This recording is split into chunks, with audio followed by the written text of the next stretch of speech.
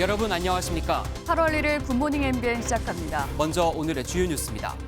5호 태풍 송다의 간접 영향으로 서울과 경기, 전남, 경남 등에 호우특보가 발효된 가운데 행정안전부가 위기 경보 수준을 관심에서 주의 단계로 높였습니다. 남해안과 지리산 부근에 최고 100mm를 비롯해 내일까지 전국 곳곳에 국지성 집중호우가 이어질 것으로 보여 비 피해가 우려됩니다. 코로나19 위중증 환자가 일주일 사이에 2배 가까이 증가하면서 2달여 만에 최고치인 300명에 육박했습니다. 오늘부터는 고위험군 재택치료자에 대한 전화 모니터링이 중단되고 50대를 대상으로 하는 4차 접종도 본격 시작됩니다. 국민의힘 권성동 당대표 직무대행이 조속히 비대위 체제로 전환하겠다며 자진 사퇴했습니다. 최고위원들도 잇따라 사퇴해 최고위는 사실상 기능을 상실한 가운데 이준석 대표는 비대위 구성 논의 자체를 부정하는 등 당내 반발도 여전해 내홍은 계속될 전망입니다.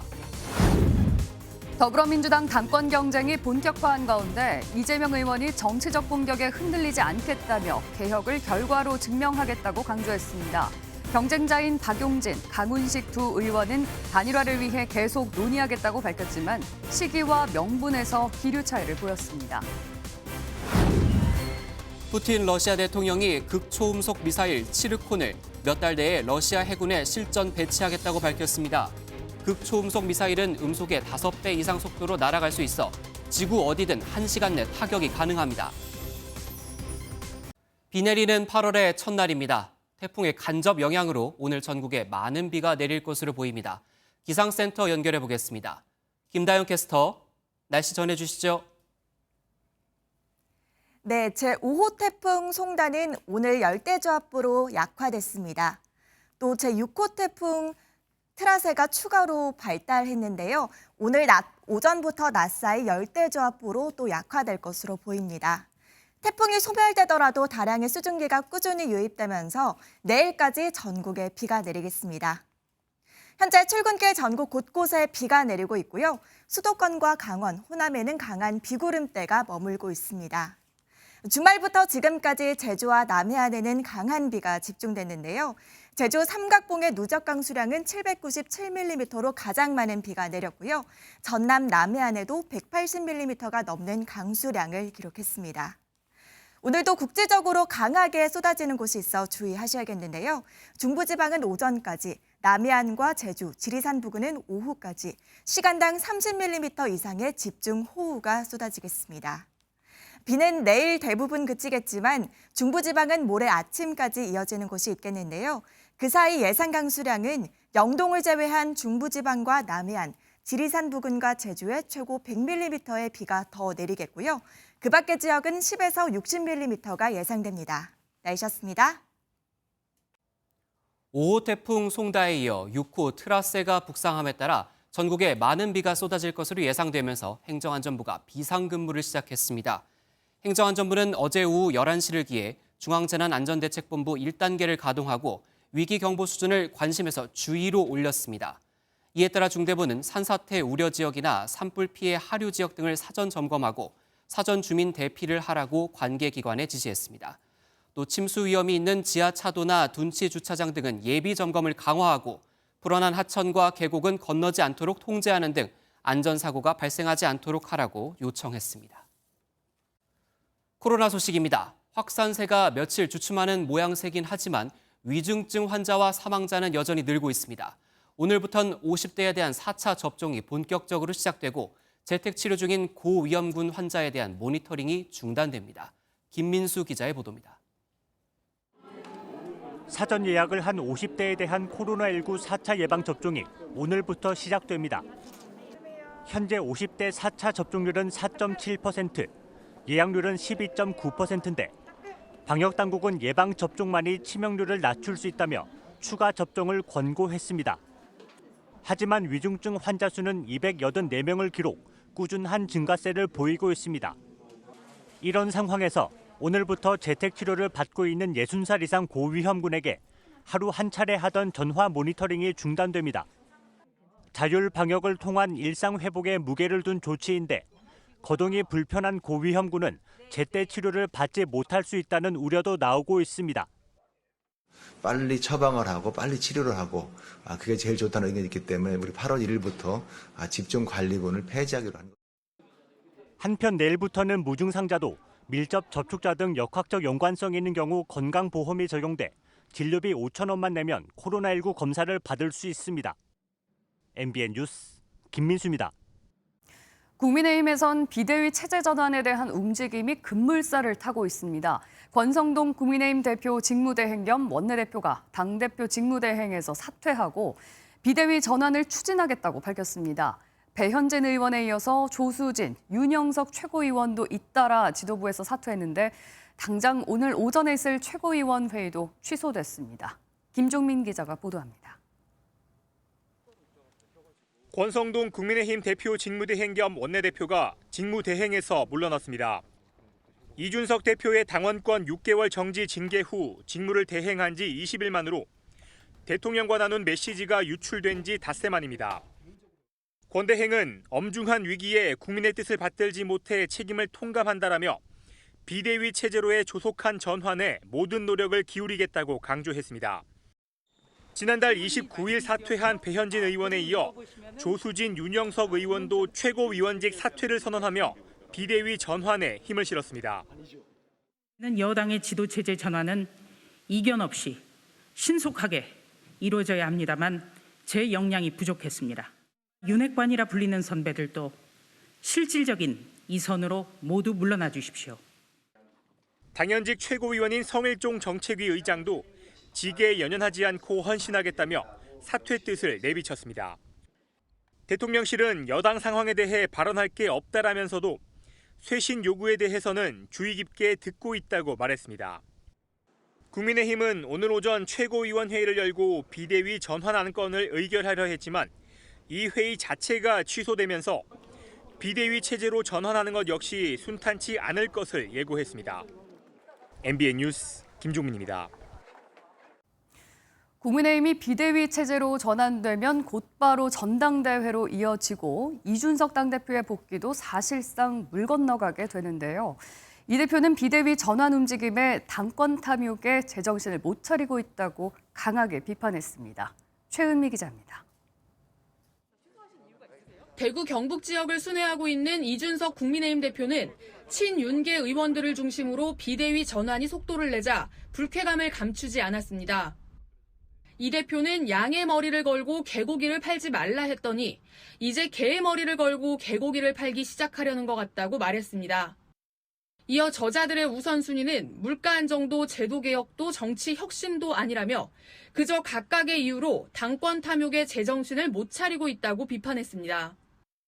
이 대표는 앞서 대구 칠성시장의 한 식당을 찾아 간장불고기 사진을 올렸는데 안철수, 장제원 의원에 대한 반감을 우회적으로 드러냈다는 해석이 나오고 있습니다. 친 이준석계로 알려진 김용태 최고위원도 당이 왜 비대위 체제로 가야 하는지 정치적인 이유도 당헌 당규상 이유도 찾을 수 없다며 반대 의사를 나타냈습니다. 당 내홍이 격화되자 국민의힘 소속 지자체장들의 의견도 엇갈리고 있습니다. 김태흠 충남지사는 비대위 전환을 요구하며 국민의힘이 재창당 각오로 환골탈퇴해야 한다고 요구했고 김영환 충북지사는 조기 전당대회 필요성을 강조했습니다. 권성동 대표의 그런 실수는 말하자면 그것을 촉발하는 계기가 되기 때문에 비대위로 전환하고 정상적으로 전당대회를 통해서 당의 면모를 안정적으로 갖춰야 한다. 반면에 홍준표 대구시장은 엄연히 당대표가 있는 만큼 직무대행 체제가 법률상 맞다고 선을 그었습니다. MBN 뉴스 최은미입니다. 더불어민주당 당대표 선거에 출마한 이재명 의원 측은 법인카드 관련 참고인이 사망한 사건에 대해서 검경 강압 수사가 비극의 원인이라고 주장했습니다. 강훈식, 박용진 의원은 단일화에 공감은 하되 그 시기를 놓고 신경전을 이어갔습니다. 이현재 기자가 보도합니다. 대구를 찾은 이재명 더불어민주당 의원은 나라와 국민을 위해 윤석열 대통령이 성공하길 바란다고 말했습니다. 86그룹 용태론에 대해서는 일률적인 기준으로 누군가를 배제하는 것은 옳지 않다며 민주당의 변화와 혁신을 강조했습니다. 국민들이 믿을 수 있는 당으로, 국민이 기대를 하는 당으로 나아가서 국민이 사랑하는 당으로 바뀌어야 합니다. 이 의원 측 한민수 대변인은 김혜경 씨 법인카드 관련 참고인이 사망한 사건에 대해 검경 강압수사 때문에 극단적 선택을 했다며 국민의힘은 죽음마저 정쟁 도구로 쓰는 행위를 중단하라고 비판했습니다.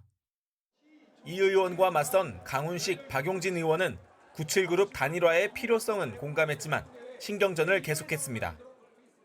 미래연대와 비전경쟁에 집중한다. 이것을 더 읽어주시는 게 더 중요하다고 봅니다. 그 다음에 형식과 시기 절차들은 다음 문제라고 생각합니다. 빠르면 빠를수록 좋다. 8월 3일 우리 대구 경북 지역에 투표 들어가기 전에 하는 게 당원들에 대한 예의다. 분명히 말씀드렸고요. 두 후보가 단일화 시점에 합의하더라도 방식에 대한 논의도 남아있어 최종 단일화까지 가는 길이 험난할 것으로 보입니다. MB 뉴스 이현재입니다.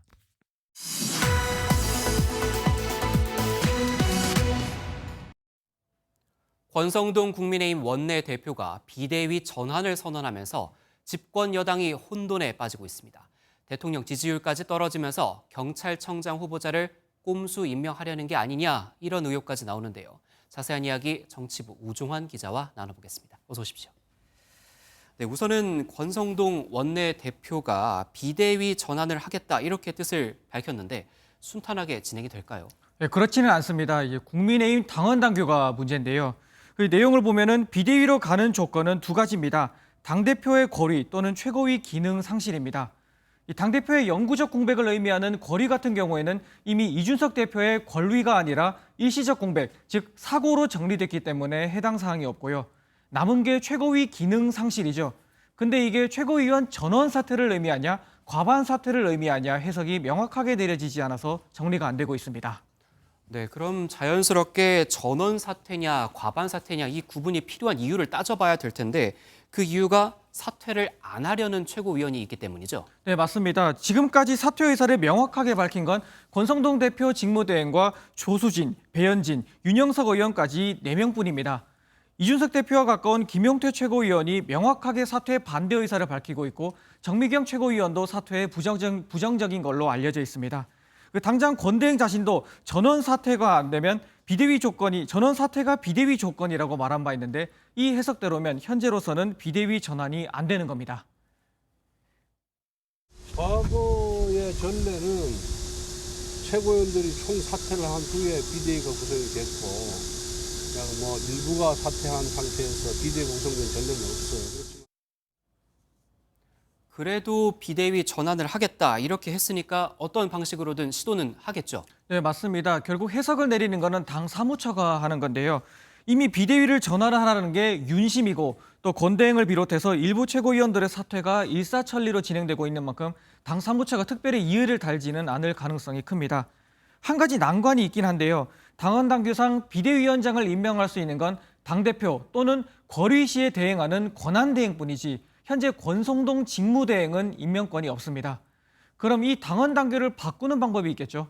전국위를 소집해서 비대위 전환을 의결하고 당원 당규를 바꾼 뒤 이제 비대위로 가는 순서를 이제 생각해 볼 수 있습니다. 다만 현재 전국위원장이 서병수 의원인데요. 서 의원은 이준석 체제를 이미 많이 도와줬었던 전례도 있고 현재도 전국위 소집에 부정적인 걸로 알려져 있어서 한번 지켜봐야 할 것 같습니다. 네. 한 가지 짚고 가면 원래 지금 직무대행 체제가 사고 상태인 이준석 대표의 복귀를 전제로 하는 건데 이게 비대위로 가면 이 대표가 못 돌아온다는 거죠. 네, 그렇습니다. 이준석 대표 체제의 지도부가 아예 없어지고 새로운 지도부가 들어서는 거니까 이 대표가 돌아올 자리도 없어지는 거죠.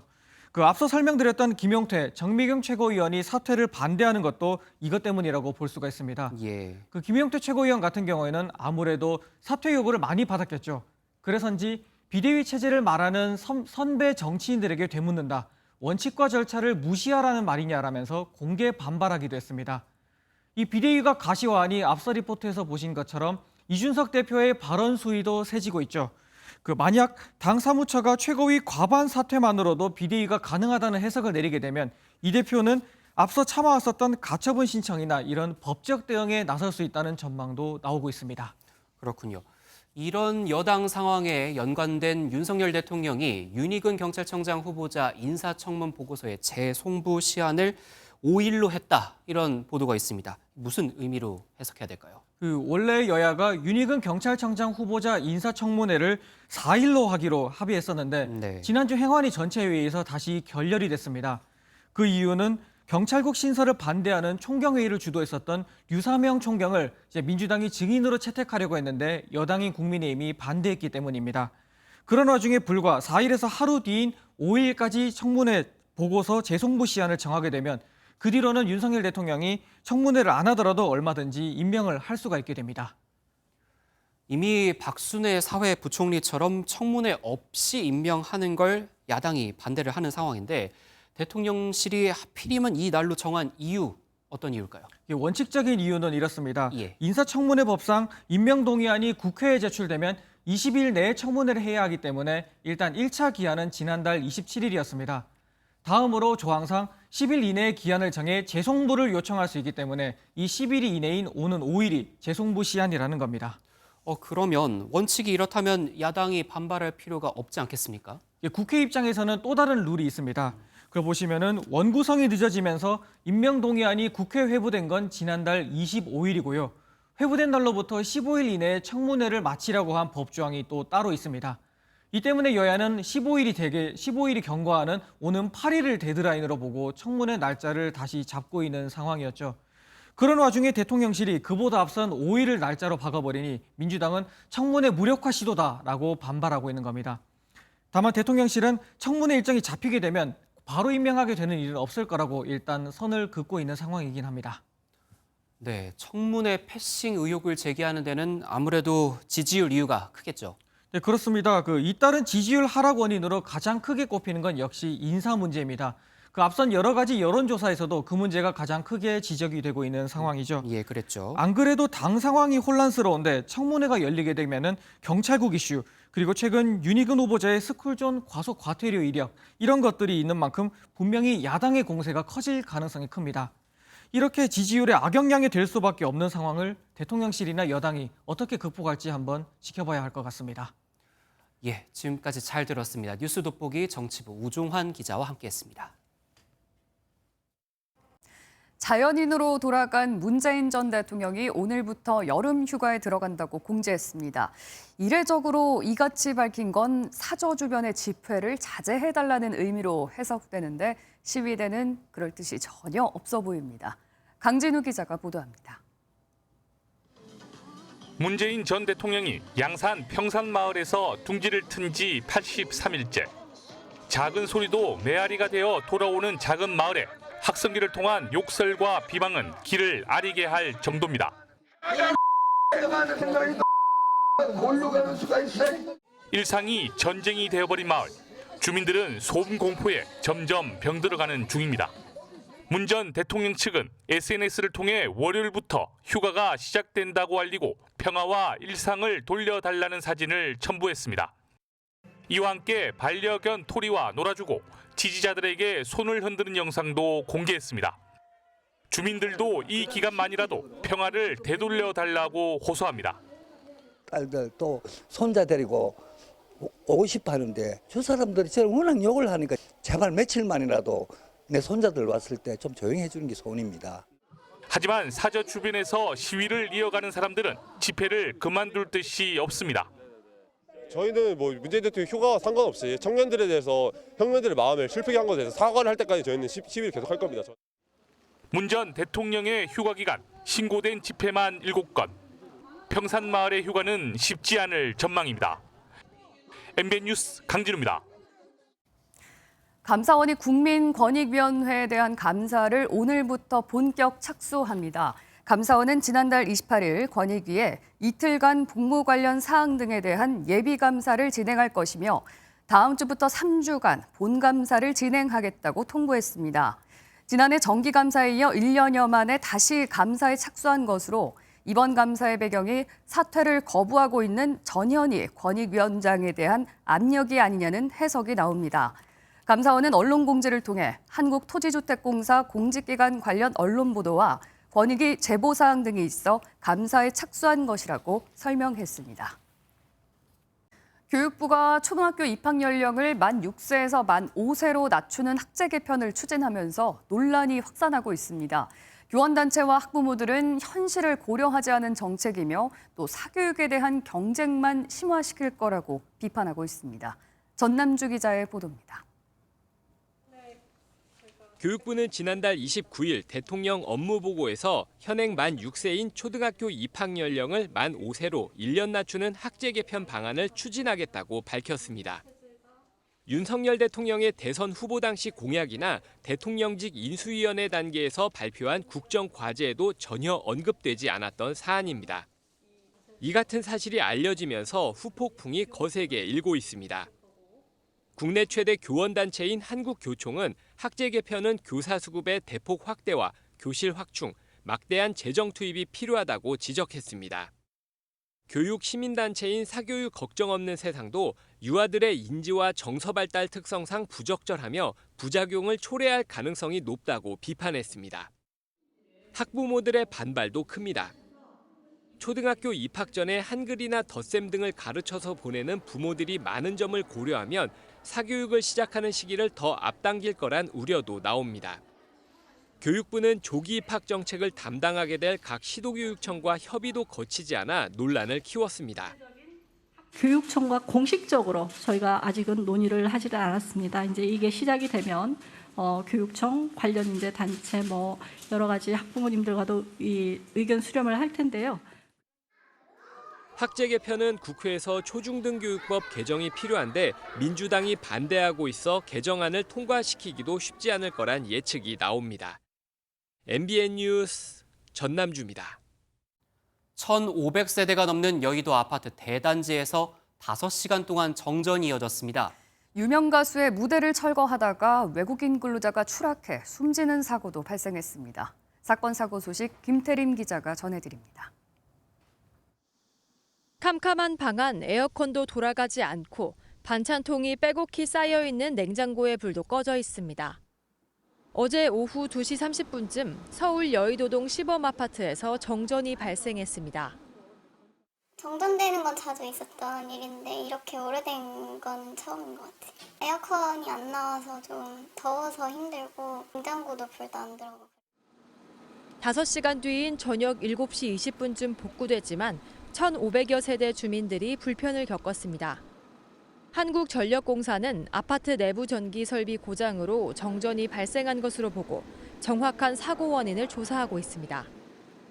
어제 오후 3시 50분쯤 강원도 강릉 종합운동장에서 가수 싸이의 흠뻑쇼 무대 철거 작업을 하던 몽골 국적의 20대 남성 A씨가 추락하는 사고가 발생했습니다.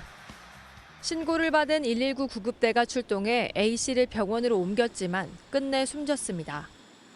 경찰은 당시 안전수칙이 제대로 지켜졌는지와 정확한 사고 원인을 조사하고 있습니다. 싸이의 소속사 측은 불의의 사고로 유명을 달리한 고인에게 진심으로 애도를 표한다며 이런 일이 일어나지 않도록 대책 마련과 재발 방지에 책임감 있는 자세로 임하겠다고 밝혔습니다. 레이더와 무전기 등이 새까맣게 타 형체를 알아볼 수 없습니다. 어제 저녁 8시쯤 부산 영도구 부산대교 인근에서 정박 중이던 67톤 예인선에서 불이 나 50분 만에 꺼졌습니다. 이 불로 다친 사람은 없지만 조타실에 있던 통신 장비가 불에 타 150만 원의 재산 피해가 났습니다. 경찰은 목격자 진술을 토대로 정확한 화재 원인을 조사하고 있습니다. MBN 뉴스 김태림입니다. 제주도에 많은 비가 내리자 평소엔 볼 수 없던 장관이 연출됐습니다. 바다에선 용이 하늘로 승천하는 듯한 용오름 현상이 나타났고 평소에 물이 흐르지 않던 한라산 엉또 폭포엔 물이 쏟아졌습니다. 정주영 기자의 보도입니다. 제주 서귀포시 해상에서 거대한 회오리 바람이 솟구쳐 오릅니다. 전설 속 동물인 이무기가 용이 되려고 하늘로 승천하는 모양을 빗대 용오름이라고 부릅니다. 하늘과 바다에서 부는 바람 방향이 서로 다를 때 발생하는 것으로 국내에선 20여 차례 관측됐습니다. 이번 용오름은 10여 분간 이어졌고 별다른 피해는 없었습니다. 보기 드문 현상인데 갑자기 용오름이 나타나가지고 신기하게 봤습니다. 제주의 숨겨진 비경인 엉토폭포에서 거대한 폭포수가 쏟아져 내립니다. 평소엔 물이 흐르지 않지만 한라산의 폭우가 내리면서 절경을 연출했습니다. 가끔 이게 폭포가 떨어지지만 그 폭포 높이가 거의 나이아가라 수준에 맞먹는 50m 정도 되고 주변 경관도 아주 웅장하고 제주는 제5호 태풍 송다의 영향으로 큰 비가 내리며 한라산 탐방로와 여객선 운항이 줄줄이 통제됐습니다. MBN 뉴스 정주영입니다. 동료와 다퉜다는 이유로 부산에서 서울로 발령난 직원이 있습니다. 법원은 이 직원에 대한 회사의 인사 발령이 부당하다고 판단했는데요. 직원이 갑자기 서울로 가면 생활상 불이익이 크다는 이유입니다. 정태용 기자입니다. 지난 2020년 A씨는 회사 동료와 다투다 회사로부터 정직 처분을 받았습니다. 이후 지방노동위원회의 결정으로 징계 수위가 낮아져 복직했지만 동료들이 A씨의 복직을 꺼렸고 회사는 A씨를 기존 근무지인 부산에서 서울로 발령냈습니다. A씨는 이에 불복하며 구제 신청을 했고 중앙노동위원회는 부당 인사라고 결론 내렸습니다.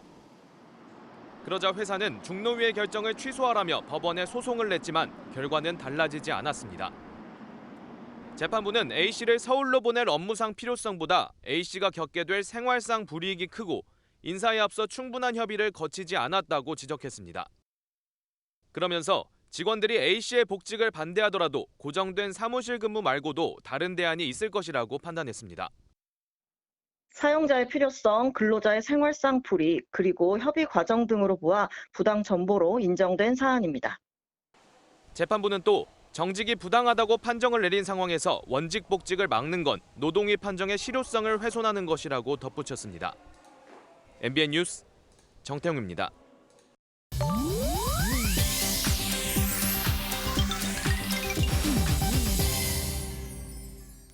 인터넷에서는 어떤 소식들이 화제일까요? 인터넷 와글와글입니다. 한 운전자가 자전거에 타고 있던 사람을 친 뒤 도주했다가 뒤늦게 붙잡혔습니다. 지난날 29일 한 골목길에서 차량과 자전거를 탄 시민이 크게 부딪혔는데요. 충격이 큰 듯 자전거 운전자는 쉽게 일어나지 못했고 이를 목격한 시민이 다가와 상태를 살핍니다. 차량 운전자는 사고 현장에서 벗어났다가 다시 현장으로 뛰어갔지만 왠지 거리를 서성일 뿐 자전거 운전자를 살피지는 않는데요. 마침 신고를 받고 출동한 경찰이 사고 자동차 확인에 나섰지만 운전자는 감쪽같이 사라지고 없어졌습니다. 잠시 후 사고 현장과 떨어진 거리에서 다시 모습을 드러낸 차량 운전자. 골목에 숨어 통화 중이던 운전자는 경찰을 발견하곤 다시 숨어버리는데요. 동승자를 데려다주고 왔다며 황당한 주장을 하던 운전자는 음주 측정 결과 면허 취소 수준인 것으로 알려졌습니다. 범인을 붙잡은 데는 목격자의 진술이 빛을 냈다고요. 행주는 칼보다 강하다고 해야 할까요? 행주 하나로 강도를 물리친 여성이 있어 화제입니다. 아들이 운영하는 빵집에서 일하던 튀르키예 여성. 이때 중식도를 든 강도가 들이닥쳤고 여성은 행주를 휘두르면서 강도에게 덤벼듭니다. 한창 실랑이를 벌이는 사이 한 남성이 들어오자 강도는 밖으로 달아났는데요. 여성은 뒤늦게서야 강도가 칼을 든 사실을 알아챘다고 하네요. 하마터면 큰일 날 뻔했지만 그래도 강도를 물리친 용감함에 박수를 보내고 싶습니다. 말레이시아 밤하늘이 뜻하지 않는 손님으로 화려하게 물들었습니다. 별똥별처럼 반짝반짝 빛을 내며 밤하늘을 수놓는 물체. 기이하고 신기하기까지 한 모습에 현지 네티즌들은 너도나도 SNS에 영상을 올리며 즐거워했는데요. 알고 보니 중국산 로켓 잔해가 말레이시아 상공을 지나면서 떨어지고 있었던 것으로 추정됐습니다. 앞서 중국 당국은 창정 5비호 잔해가 말레이시아와 필리핀 인근 인도양에 추락했다고 밝혔는데요. 이에 따라 로켓 잔해물들이 지구를 추락했을 가능성이 제기되고 있습니다. 문제의 로켓 잔해들은 떨어지면서 상당 부분 소실되거나 바닷가에 떨어진 것으로 파악되는데요. 민가에 피해를 입히지는 않았다니 그나마 다행입니다. 인터넷 와글와글이었습니다. 금리가 뛰면서 대출받기 어렵다는 사람이 크게 늘었습니다. 당연히 부동산 시장은 얼어붙었는데요. 집을 사겠다는 사람이 없어서 올해 상반기 전국 아파트 거래량은 역대 최저치입니다. 그렇다 보니 기존에 살던 집을 팔아 잔금을 충당하려던 새집 입주 예정자들은 깊은 한숨을 내쉬고 있습니다. 배준우 기자입니다. 서울 마포구의 한 신축 아파트입니다. 3,800세대 대단지인데도 상반기 거래량은 고작 9건. 1년 전과 비교하면 4분의 1 정도밖에 안 됩니다. 매매가 아시다시피 많이 안 됐죠. 금매물만 좀 되고 있기 때문에 전국적으로 금리가 오르다 보니까 대출 규제가 여전한 가운데 금리까지 급격히 뛰면서 아파트를 사려는 사람이 줄어든 탓입니다. 실제 상반기 전국의 아파트 거래량은 18만 4천여 건으로 역대 최저 수준으로 떨어졌습니다. 패닉 바잉 열풍이 불었던 지난 2020년과 비교하면 무려 60% 가까이 감소한 겁니다. 분양을 받거나 새 집을 계약해 잔금을 앞둔 입주 예정자들은 거래가 끊기면서 비상이 걸렸습니다. 집값을 낮춰도 팔릴 기미가 안 보이는 상황에서 전세 수요까지 줄어 잔금을 치를 방법이 막막하기 때문입니다. 이 집은 좀 보신 분들이 있는데 본인 집이 안 팔려서 못 오시는 분들이 많았어요. 팔고 대부분 옮기시는데 거기 안 팔려서 많이. 게다가 8월 입주가 3만 5,282가구로 올해 중 가장 많은 것으로 나타나 거래 절벽으로 잠 못 자는 집주인들은 늘어날 전망입니다. MBN 뉴스 배준우입니다. 부모와 결혼한 자녀가 가까운 거리에 살면 안심도 되고 부모가 자녀의 아이, 그러니까 손주를 쉽게 돌봐줄 수 있다는 장점이 있죠. 싱가포르에선 이렇게 세대가 공존하는 주택이 인기입니다. 현재 싱가포르에 방문 중인 오세훈 서울시장이 서울시에도 이런 주택을 도입하겠다고 밝혔습니다. 김수영 기자가 싱가포르 현지에서 전해왔습니다. 싱가포르 동북부에 위치한 한 실버타운. 복도 끝에서 노인들이 악보를 들고 합창 연습을 하고 있습니다. 거주지 바로 옆 건물에 커뮤니티 시설과 식당, 병원, 정원이 들어서 있어 노인들은 건물 안에서 모든 것을 해결합니다.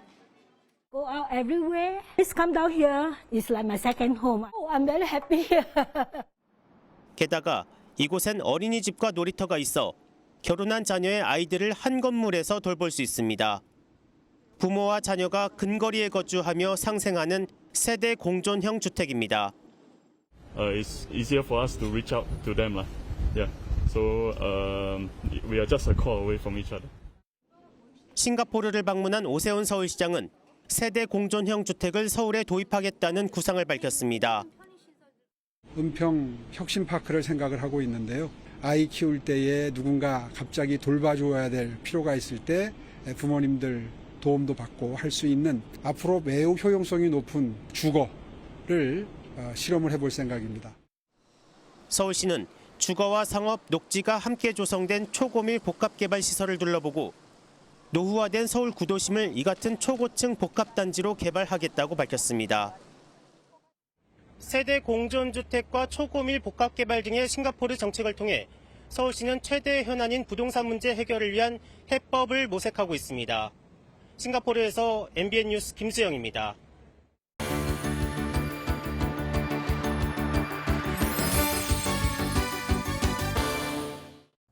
굿모닝 월드입니다. 아직 붉은색 깃털도 채 나지 않은 아기 홍학들이 사람들의 손에 한 마리씩 잡혔습니다. 1984년 자연보호구역으로 지정된 이곳에서 20만 마리 이상의 아기 홍학이 태어났다네요. 스페인 남부 푸엔테데 피에드라는 이베리아 반도에서 가장 큰 유럽 홍학의 군락지입니다. 해가 떠오르는 시간 자원봉사자들이 비장하게 서 있는데요. 조심조심 걸어가 아기 홍학들을 한자리에 몰아넣습니다. 약 600마리의 홍학들을 한 마리씩 잡아 다리에 인식표를 다는데요. 부리 길이와 몸무게를 재고 혈액 검사와 깃털 검사까지 합니다. 이제 이 홍학들은 어디로 가는지 추적이 가능한데요. 이번 활동이 홍학의 생태계 보존에도 큰 도움이 된다네요. 월드컵 같은 큰 축구 경기가 있을 때마다 동물들이 우승팀을 예측하는 이벤트가 큰 인기를 끌었는데요. 이번 유럽 여자축구 선수권 대회의 우승팀을 맞히기 위해 암사자가 등장했습니다. 어느 팀을 선택했을까요? 런던의 한 동물원. 2개의 상자가 놓여 있는데요. UEFA 위민스 챔피언십 2022 결승전에서 맞붙을 잉글랜드와 독일의 국기가 그려져 있습니다. 결승전을 앞두고 암사자 아리아는 어느 팀을 선택했을까요? 바로 잉글랜드입니다.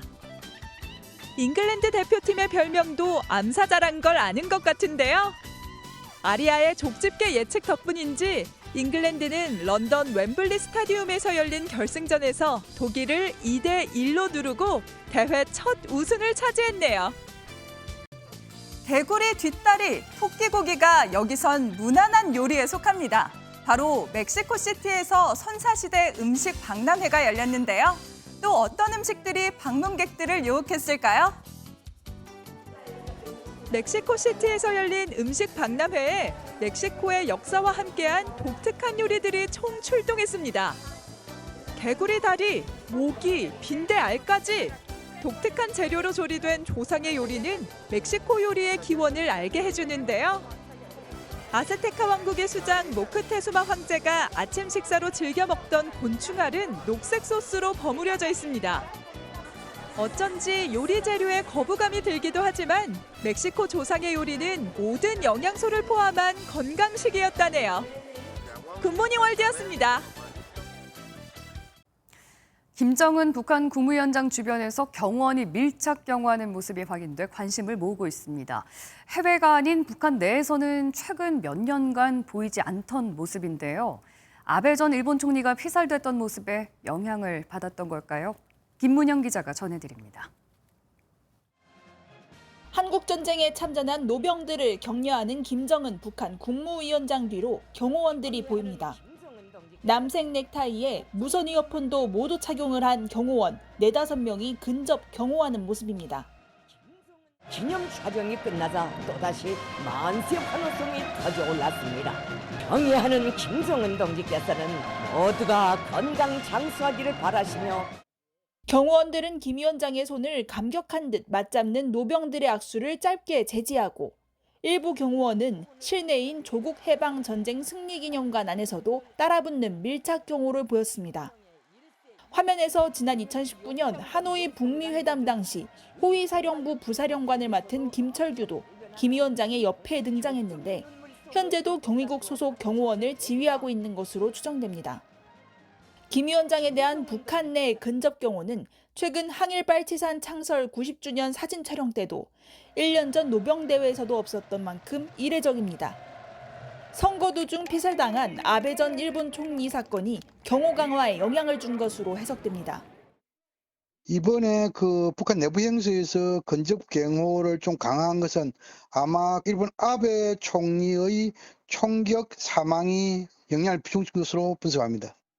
이런 가운데 국방부는 북한의 핵 위협에 대응하기 위해 미국과 전략 고위급 협의체를 재개하고 다음 달 중순 예정된 한미연합훈련을 정부 차원의 을지연습과 통합해 국가총력전 개념 연합훈련인 프리덤 실드로 확대한다고 밝혔습니다. 한미일 해군도 오늘부터 오는 14일까지 북한의 미사일 도발에 대비해 북한의 탄도미사일을 탐지 추적하는 연합훈련을 실시할 계획입니다. MBN 뉴스 김문영입니다. 푸틴 러시아 대통령이 극초음속 미사일을 배치할 예정이라고 밝혔습니다. 치열한 전쟁 속에서 우크라이나의 곡물 수출은 오늘부터 재개될 예정입니다. 이동훈 기자가 보도합니다. 러시아 해군의 날을 맞아 상트페테르부르크에 최신의 전투함이 줄지어 등장합니다. 러시아는 북해함대 소속 4,500톤급 호위함에 극초음속 미사일 치르콘을 배치할 계획입니다. для которых нет никаких преград. Уважаемые товарищи, их поставка в вооруженные силы России начнется в ближайшие месяцы. 극초음속 미사일은 음속의 5배 이상 속도로 지구 어디든 1시간 이내에 타격하는 매우 강력한 무기입니다. 최근 러시아는 우크라이나 전역에 공세를 강화하고 있습니다. 우크라이나 미콜라이우에도 미사일이 떨어져 현지 최대 농업 기업의 대표 부부가 숨졌습니다. 치열한 전투가 연일 이어지고 있지만 우크라이나의 곡물 수출길은 1일부터 다시 열릴 것으로 보입니다. 지난 22일 우크라이나와 러시아, 유엔, 튀르키예는 흑해를 이용한 수출을 재개하기로 합의했습니다. During 2021, 160 million tons of cargo turnover through whole Ukrainian ports. It's very important, let's say, sector of economic for Ukraine. 세계 식량난에 숨통을 틔울 곡물 운반선은 오늘 출항할 예정입니다. MBN 뉴스 이동훈입니다. 폭염이 이어지던 미국 켄터키주에서 홍수로 어린이 4명을 포함해 26명이 숨졌습니다. 현재 복구 작업에 들어갔는데 확인되는 인명피해는 계속 늘어나고 있습니다.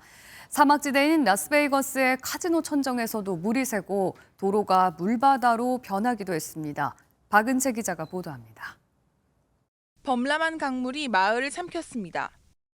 물살에 떠밀린 집은 나무젓가락처럼 꺾였고 집 입구는 부서진 잔해들로 막혀버렸습니다. 미국 켄터키주 동부 에펠렌치아 고원지대에 폭우가 쏟아져 곳곳이 물에 잠겼습니다. We had to swim out, and it was cold. It was over my head, so yeah, it was scary. 사망자는 어린이 4명을 포함해 26명으로 늘어났는데 추가 사상자가 계속 확인될 것으로 보입니다. 본격적인 복구 작업도 시작됐습니다. To help house people arrived in eastern Kentucky yesterday. We're working hard to open the state park in Perry County and the park in Floyd County.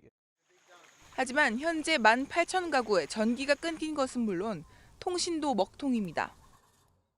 We lost all cell phone service, telephone, internet. Everything was out, so even if we wanted to be dispatched, we would not know where to go. 비가 거의 내리지 않는 사막지대인 네바다주의 라스베이거스도 물바다가 됐습니다. 카지노 지붕 일부가 뚫리면서 물이 줄줄 새는가 하면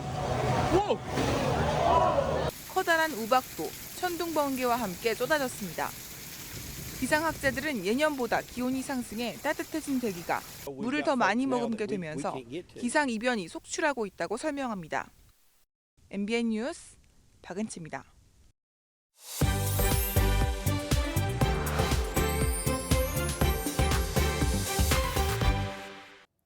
김주아 AI 앵커와 쉬운 우리말로 순서입니다. 생활 속에서 잘못 쓰는 외래어를 우리말로 다듬어보는 시간이죠. 먼저 오늘 바꿔볼 단어와 관련된 김주아 AI 앵커의 뉴스부터 보시겠습니다. 기자들의 제안에 하루 만에 도어 스태핑이 재개됐습니다. 이 정도로 도어 스태핑 하시는 건 좀 어떠세요? 물어볼 거 있으면 물어봐요, 그럼. 윤석열 대통령이 취임 후 소통 방식으로 시작한 도어 스태핑은 2개월 만에 용산 시대의 상징이자 새로운 전통으로 자리 잡았습니다. 네, 요즘 방송 뉴스에 참 많이 등장하는 단어죠. 대통령이 출근길에 기자들과 만나 간단하게 문답을 나누는 도어 스태핑입니다. 영미권에서 주로 사용하는 용어인데요. 도어 스텝은 집 앞에 있는 계단을 뜻합니다. 그래서 원래 도어 스태핑은 기자들이 사전 동의 없이 중요 인물의 집 문 앞에서 계속 진을 치고 취재하는 방식을 의미합니다. 넓은 의미에선 꼭 집 앞이 아니더라도 출근길, 사무실 입구 등 중요 장소에서 취재원을 기다리는 것도 포함되죠. 그런데 사실 용어 자체가 외래어라 생소하고 좀 어렵죠. 문체부가 최근 국민 2천여 명을 대상으로 조사를 했더니 응답자 10명 중 7명이 도어 스태핑을 쉬운 우리말로 바꾸는 것이 좋겠다고 답했습니다. 이를 대체할 단어로는 출근길 문답과 약식 문답이 있었는데 그중에 출근길 문답이 가장 많은 표를 얻었습니다. 이왕이면 올바른 의미의 우리말을 쓰는 게 더 좋겠죠. 김주아 AI 앵커의 목소리로 뉴스를 다시 한번 들어볼까요? 네, 아름다운 우리말로 다시 읽어보겠습니다. 윤석열 대통령이 취임 후 소통 방식으로 시작한 출근길 문답은 2개월 만에 용산 시대의 상징이자 새로운 전통으로 자리 잡았습니다. 네, 쉬운 우리말로 바꿔 쓰기 위해선 다 같이 노력해야 할 것 같습니다. 앞으로는 도어 스태핑 대신 출근길 문답으로 표현하는 건 어떨까요? 지금까지 쉬운 우리말로였습니다. 제5호 태풍 송단은 밤사이 열대저압부로 약화했습니다. 또 어제 추가로 발생한 제6호 태풍 트라세도 오늘 오전부터 낮 사이 열대저압부로 약화될 텐데요. 태풍이 소멸되더라도 다량의 수증기가 꾸준히 유입되면서 내일까지 전국에 비가 내리겠습니다. 현재 출근길 전국 곳곳에 비가 내리고 있고요. 강한 비구름대는 수도권과 강원을 중심으로 머무는 가운데 경기 북부에는 시간당 15mm 안팎의 비가 내리고 있습니다. 주말부터 지금까지 제주와 남해안에는 강한 비가 집중됐는데요.